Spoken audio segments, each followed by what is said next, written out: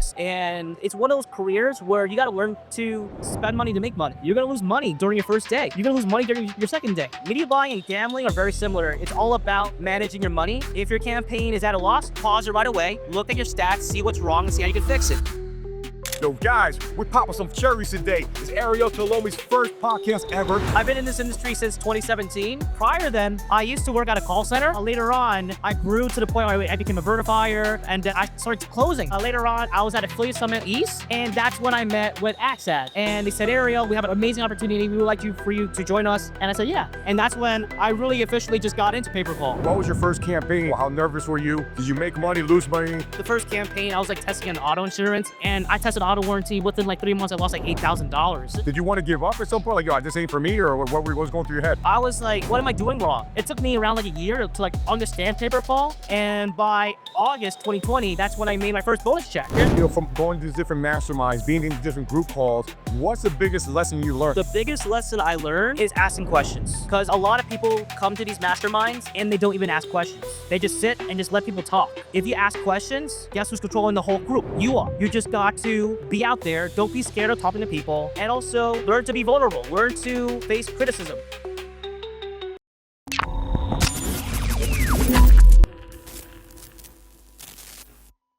Yo, guys, we're popping some cherries today. It's Ariel Tolome's first podcast ever. The first podcast I've done here in 2 days. Vegas is rough. Affiliate Summit West. We're ready to fucking go. Oh, I gotta look at this camera. Damn, I'm looking at the wrong camera.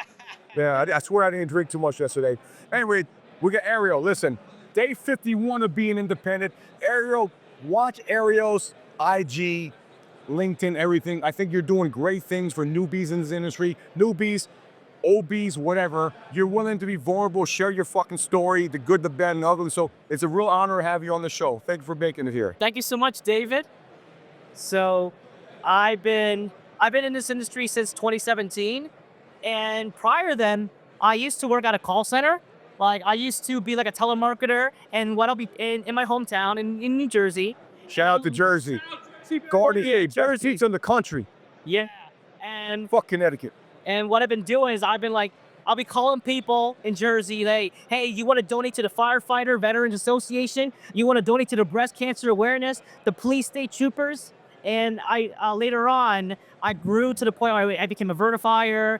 And then I started closing. I started getting people's credit cards information. I'll like get like $50, $100. Sometimes people like throw in like 50 off. Oh, guys, just so you know, there's an HBO documentary about this. I don't know if you worked in the same place. It was called Telemarketers. Ooh. Yeah, you don't know about that? No, I don't think so. When you watch that, you'll get flashback. But this is some serious shit. Let's keep talking about it. Sorry. Yeah. So I've been doing that for like, just like immediately within like 2 weeks, boom, I became a closer. And then a month later, one of the call center managers was transitioning to be like a medical assistant. So he wants me to play the role as a call center manager. I had no prior experience running a call center. So he's like, here's how you use a dialer. They use NobleBiz. Here's how you set up the data list. And here I am to like all these agents. And these agents are like 65 plus. They're like living on Social Security. They all women. They all hate me so much. And now they're like, Ariel, can you please let us run the breast cancer awareness? I'm like, all right, here you go, run it, make some fucking money. So, and then later on, I was at Affiliate Summit East in 2019, and that's when I met with Axad. So Axad back then, Phil, before he went to Retriever, he was at Axad. I met with John Kay, and they said, Ariel, we have an amazing opportunity. We would like for you to join us. And I said, yeah, I definitely want to build experience and get into pay-per-call. And that's when I really officially just got into pay-per-call. So you got into pay-per-call in 2019. Yeah. And what did you start? Like, what was your first campaign? And let's talk about it. How nervous were you? Did you make money, lose money? Yeah, you probably lost money, I imagine, but that's part of the game. Yeah. Yeah, like the first campaign, I was like testing an auto insurance, and I tested auto warranty. Within like 3 months, I lost like $8,000. Wow. It was kind of a tough campaign, and plus, did you want to give up at some point? Like, yo, this ain't for me, or what was going through your head? I was like, what am I doing wrong? So I was like, what am I doing wrong? So they transitioned me to be like an account manager, like, you know, those AMs, affiliate manager, and I've been doing that for like, it took me around like a year to like understand pay-per-call. And by August 2020, that's when I made my first commission, my first bonus check. September 2020 kicked in, and You cracked, so you cracked auto. You figured it out. no, Okay, or you didn't. So how do you get your first commission? Like what where was? I was like broke. I was like brokering. Oh, because you were affiliate man. I was affiliate. My role was transition as affiliate manager. So I've been doing affiliate managing, and then later on, I was, I later on just became like, Access operations manager, and basically ran the whole pay per call network for the next 5 years, all the way to like 2024. So, but during that time, I left my skills behind in media buying, and it's really important that, to keep it to like sharpen your skills, like keep your skills intact. Never forget, never forget what you learned, and keep learning at it while you're at it. Even when you're learning, even when you're working at a different company. So it came to the point where in December 2025, it just like the world just like came to me like, you got to do it, Ariel. You had to go independent. You had to do it. And I felt this whole fear. Like, it's like I've been like living on a salary for like 5 years on my own. So I made the decision to venture out on my own. So I had like a meeting with my boss, and I'm like, hey, listen, I wanted to venture out on my own. I wanted to focus on what I want to do, media buying. And he said, okay. So December 13 was officially when I left the company. And then I started counting being independent on Sunday. And now here I am, day 51 on my own. Let's go, baby. Let's fucking go. Let's fucking go. And you know what? I really admire that. And I remember when you first started doing it. I don't know if I saw day one. I followed you on Instagram, right? I think you had great value that you share. But I don't know if it was day one or day two, and I wasn't sure what you were saying. I'm like, independent, maybe you left. I wasn't sure what happened there, because when I thought about Access, you were really one of the, it was John, it was you, right? There was or people. So the bottom line is that I was like, wow, you went off on your own. And listen, we've all, as an entrepreneur, you got to take that plunge. You got to jump out and fucking do it. You have a big check coming, stability is there, but you got to do what you got to do, right? So my hat's off to you for doing that. And I always felt like you're going to be successful, and you're going to continue to be successful, because you're willing to put your story out there. You come to all the shows, you go to all the meetups. You flew to fucking Colombia with us, right? Yes. You went to Miami. You're here in Vegas. Where the fuck you going next? You're going to California, or you're going somewhere else, right? Yeah. 'Cause you're nonstop. But that's the shit you got to do. Yeah, definitely. Like, you have to be disciplined. You got to be consistent. You got to attend these meetups, and even like meetups on like, there's this meetup that this guy Vivek, he has. It's called Super Awesome I Affiliate. heard nothing but great things about that one. Yeah, Here. it's Sundays, right? on Sundays, 9 p.m. Eastern, and like I'm going there, and I'm like, here I am, brand new to Facebook ads, and these guys are like a higher level than me, and this allows me to like learn from what other people are doing, as well as get some knowledge. And if you're like a newbie affiliate media buyer, like you want to be surrounded by people who are better than you, and where you can learn from them. So this way, you can become like them, and you can pass back feedback as well. So What's your, I don't know what the word to call, regimen, but you're on a lot of, because again, I follow you on social media, and every day you're on another one of those meetups, like a group call, right? You got the one with Vivek on Sunday. I know you're on Money Making Thursday with Carlos Corona. You were on another one the other day that you didn't even, I don't know what happened. You were like some ecom one, like yeah, that Nutra. yeah, so like when Ariel just pops up in your Nutra. I'm like, yeah. So I think I saw some random Slack post, and then I just signed up for it, and then boom, there's like a meetup on Tuesday. I'm like, I just joined in. I'm like, hey guys, and everyone there was all on Nutra, and here I am, like people are talking about like, has everyone tried pay per call? And I just stepped in. What's up, guys? I've been doing pay per call for like 5 years, and I gave so much knowledge of pay per call. People, even though they're like they are crushing a Nutra, they don't know lead gen or pay per call. Yeah. So I'm coming in here as as a superstar. So they're looking for me too as well. There's a new endeavor called Roofs in the Box. It's just, man, from day one, it's taken off. When I first started getting into the roofing industry, what was happening was my fixed costs were always there. And so for me, I was looking at how can we kind of, one, save on these costs, and then two, how do I not lay people off during down times but also maybe even the ability to pocket more money during the slow season or even the peak season. Since we've done this before, like with our lead gen companies where we have virtual staffing and from Argentina or Colombia, I'm like, why don't we do the same thing in the construction business? Now, once we figured it out, so we reduced their fixed cost by 70%. And so now during the downtime, they have real seasoned veteran type of players, but during the uptime, they pocket 70% of their operational costs are now going back in their pocket. And then when it's time to scale, they have the back end prepared, already ready to go to help them like lift off. Depending on what state you're in, you're averaging about 12.5% on what you pay out on taxes, insurance, all the different insurances that you have to pay out, right? So yeah, you don't have to pay out unemployment, you don't have to pay out FICA insurance, Medicare, Social Security, the things that business owners have to eat. Roofs at the box is not just limited to roofing or home improvement companies. You can use it for any services, right? You can use it for IT. We use them internally for data sales, for hygiene, for analytics. It doesn't even matter what the vertical is. It's like business in the box at the end of the day. Pretty much, yeah. So that's the value going in different waters, different oceans, right? Because listen, there might be someone on that call, and this whole internet marketing game is fucking up and down, cyclical. Again, you watch my journey, it's fucking crazy, right? So the bottom line is that you got to go into other territories, go to like a neutral call, because there might be a chance that someone there you gave value to, and then they get into Legion, they're crushing, they're gonna remember that you helped them out, and then you grow with them, right? And then now you just expanded your network. Proximity is power. So I thought that was awesome that you did that, right? And again, it must have been intimidating. What the fuck, I'm gonna jump in here, but I've done that too. So I think that's why I would say, we said this yesterday, we threw a last minute mastermind yesterday in Cosmo, the bungalow, you were there. Yeah. And I said, interview, I'm like, you were stock at day one, day two, I'd buy in you, man, because I know that you're gonna fucking continue to rise, because you're doing those habits that'll make you successful. You surround yourself with successful people. You're bringing value. The more value you bring, the more value you're gonna get back. I really firmly believe that. 100%. Like, you got to, what is it? Just show up. You got to like show up, be consistent.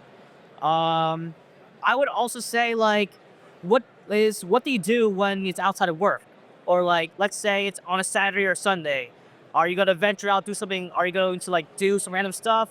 Go hang out with your friends? Or are you going to sacrifice that and actually put some time to learn? So, there was a time when like, I was still at my job during that time. And what I'll do is after 5 o'clock, I'll go straight to Columbia University, because a lot of students there, like, I want to be in an environment where people are like, they're studying, they're trying to get their degrees. I want to be in an environment where people are learning, they're like on their computer, they're hustling. And so here I am, and like, I'm like watching videos from like Geek Out, watching like College Corona Masterminds, like, and like watching John Caston, like, and getting all this knowledge. Also, once you have all this knowledge, you got to implement it. 100%. You got to take that risk, because media buying is all about taking risk. And it's one of those careers where you got to learn, you got to learn to spend money to make money. You're going to lose money during your first day. You're going to lose money during your second day. There's campaigns that I'm running where it was at negative and at the positive. And the most important thing is money management. Like, media buying and gambling are very similar. It's all about managing your money. If your campaign is at a loss, pause it right away, look at your stats, see what's wrong, and see how you can fix it. I love that you said that. Very similar. I think it's similar to trading, day trading too. Exactly. It's about risk management at the end of the day, right? Mm-hmm. So I'm glad that you mentioned that as well. And I was going to ask you, from showing up, going to all these, watching, listening to different podcasts, going to these different masterminds, being in these different group calls, what's the biggest lesson you learned? I know that's a tough question, but you have to pick one or maybe two lessons. What's the biggest lesson you learned? The biggest lesson I learned is asking questions. Because a lot of people, they come to these masterminds and they don't even ask questions. They just sit and just let people talk. And if you ask questions, guess who's controlling the whole group? You are. So you ask questions like, hey guys, I'm trying to run a campaign on Facebook. Here's what I have. What do you guys suggest? And they're out here. You just got to be out there. Don't be scared of talking to people. And also learn to be vulnerable. Learn to face criticism. I've been through a lot of criticism. Hey, Ariel, you spent too much money. You did this wrong. And you shouldn't be offended about it. It's a learning experience. Thick skin. Yeah. You think being a New Yorker helps you with that? Being a New Yorker really helps me with that. Like, cause the environment in New York City, like everyone's is like hustling, investment bankers, financial analysts. Everyone Like, walks faster there. yeah, I fucking walk fast. I walk fast as fuck. But when we're in New York, I step it up, man. yeah. Like fucking boom, Sonic, man. Uh-huh. New York City, I love biking. Like every day I just bike around the city. I go up and down. So Shout out to New York. I miss New York. Yeah, but listen, that's great advice you gave. Ask questions. At the mastermind we threw yesterday, there's 50 people in there, right? And there were 2 people that really stood out there. And one was Jason Akatif. Jason Akatif, he doesn't come to a lot of, he couldn't make it to Columbia Con, and I want him there, but he was there last night and man, everybody was like, who, this guy is such a wealth of knowledge, but he asked so many freaking questions too. Michael Walker, first Geek Out I went to before I knew Michael Walker too well, I didn't know him too much. He's answering all these questions, and this guy's put up fucking multiple 6-figure days, right? So I can't emphasize that enough. Whether the most successful people, they're still asking questions because they know you're the smartest person in the room. You're in the wrong fucking room. You know, and I think you adapt that kind of strategy too. You want to be around people who are smarter, people who are doing better, and also people who learn from you as well. So I think that's one reason why you've been successful as well, and you're going to continue to be successful. yeah, it's a roadmap. Like, Jason Akatif was crazy. Like the way how he talks, like he's in a whole new level. Like I think everyone I see so far that was in the mastermind last night, they're like all in their mid-20s, mid-30s. He's in his 50s or 60s and he's still learning. He's like touching AIs. And he's 70s. Like usually people 49 or 50, man. and usually people who are like maybe at the older they get, they stop learning. He doesn't. You can tell that he's always learning. Yeah. Like you can tell when someone's an OG, he's like always learning, seeing what's going on in the industry, seeing how AI can disrupt how we can like be more productive. Yeah, and you're right about that. I remember I first met Jason Akatif at Geek Out, may have been in Texas, man, during COVID, around that time. And he has this aura about him, right? He's very confident, he knows his shit, but he's willing to learn. He has more questions than anybody, right? And people ask him a lot of questions. So I do agree, and that's, you know, it comes with territory. You build yourself as an expert leader or as a thought leader is what it comes down to. And that's what you do when you go into that Nutra chat. No one knows about paper call. You're the paper call leader, right? So I'm sure other people will hit you up. Hey, Ariel, I got a question. Ariel, I have this opportunity. Can you help me out with this? They develop trust with you. And that's really what I'm trying to say. When you go to one of these masterminds, whatever, ask questions, give back value, and then people see you as a thought leader, and now they want to do business with you, or they want to share with you. And that's really how you grow. Like ever since I've been like giving feedback, there's been like I've been like getting organic. Like people could just come up to me and like, hey Ariel, I need some help. Can we set up like a one-on-one together? And like they show me what they've been doing, like, and I'll tell them, here, make some changes to this, make some changes to that. And next thing you know, it's actually working. I'm like, oh my God, how the heck did I? And I'm like, I felt these chills. It feels good. And like sometimes by giving by sharing knowledge, you get like direct advertisers. Like I got like 2 direct health insurance companies that want to do business with me. Nice. All because of like me giving feedback. Like, hey Ariel, I was watching your mastermind at Calls Corona. I want to see if you can help me out with like running ACA and health insurance. So that's amazing. Yeah, I didn't even talk about that, but that's one of the good side effects that comes out of it. There might be a buyer there, an advertiser that spends hundreds of thousands, millions of dollars a month, and you get them. I spoke in Barcelona at Philly World in 2022. I got this crazy deal that came out of that. It was crazy. You got to put yourself out there is what it comes out to. Yeah, you definitely have to put yourself out there, and do not let anyone tempt you to like try. I would say bring you back to being like an employee. When you make a decision to go out on your own, you go out on your own. You build your future. You build what you want to dream. Because if you let's say you went out on your own and then you're gonna get so many companies hitting you up. Ariel, I know what you've been doing. We would love to hire you. Come to Miami. And I got like I counted like 35 companies that want to hire me. Wow. Because of my vast knowledge, my vast experience in pay per call. And I'm like, I want to say I didn't reject them, but I wanted to pursue what I want. Yeah. I wanted to decide what my future holds. So and not work for someone else again, and let that boss tell you, here's what you need to do, here's what you need to do that. You decide, you make the decision.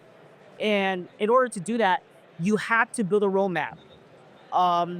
So like my 1 year roadmap, my goal is to like hit $1 million. Like, and you break it down into quarters. You have your first 90 days, Q1, what's your Q2, Q3, Q4. With Q1, my goal is to get a successful campaign going within the first 3 months. Q2, I want to be able to scale it. I want to scale that campaign and be able to hire more people to do things under me. Train someone who's hungry to learn media buying, and then have them work under me. And then later on, now here I am building a team. By Q3, here I am having a team. It's a machine, and I have like systems in place, video editors, designers, media buyers, etc. And they're all working together like a cog in a wheel. By Q4, I should be able to hit them. That was deep. That was powerful what you said. I love it. You talk about the roadmap. You got to know where you're going. That's awesome. The last thing, we got to do a part 2. I want to do a longer interview with you, and I have a conflict in a few minutes. We have to go. But I was going to say, we talked about AI yesterday in our mastermind. How are you utilizing AI in your campaigns? So when I'm running a let's say a new vertical, the first thing I do is you have to research the offer. You cannot run the offer, otherwise you go blind. You have to research it. So if I'm like running auto insurance, I'll go to Facebook ad library. I'll see exactly what other people are doing, and then what I'll do is I'll take the script, I'll paste it into like ChatGPT, I'll paste it to Claude. I'll say something like this: pretend you are a Facebook media buyer and a copywriter. Attaches a UGC script narration. I'd like you to build me on top of the funnel the avatar, middle of the funnel, and the bottom of the funnel. And now it gives you the avatars about each person and what kind of audience you can target. So now I have like this Sammy Adams, 52 years old. He may be interested. I got like the bottom of the funnel, Chase Chaser. He's like 49. He's like desperate to get auto insurance. Now you got your avatar. Now you create a script to target that certain audience. So because auto insurance is think of it as a huge circle. If you're trying to copy other people, like let's say people are doing this tap now, people are doing these avatars, you're wasting your money. You want to branch into a new audience. So people are doing like Walmart auto insurance, test out BJ's of auto insurance. So like That's huge. Test out new audiences within that big vertical. Ariel, great having you on the show. We're going to do a part 2. We can't just leave it at that. Follow Ariel on IG, LinkedIn, everywhere you're at. Get ready to level your shit up with the LFG show. We travel the globe to bring you heavy hitters from all walks of life. We've been talking some serious business, from the best digital marketers, government contracting experts, to top athletic and celebrity doctors. We've got it all covered. We're talking to guys who've cashed in for billions with a B. And the best thing is, we're just getting started. So hold on tight. We're about to crank it up a notch. Get ready for next level networking and masterminds within the LFG community. Scared money don't make no money or honey. Hit the subscribe button, drop a like, leave a comment, and let's fucking go.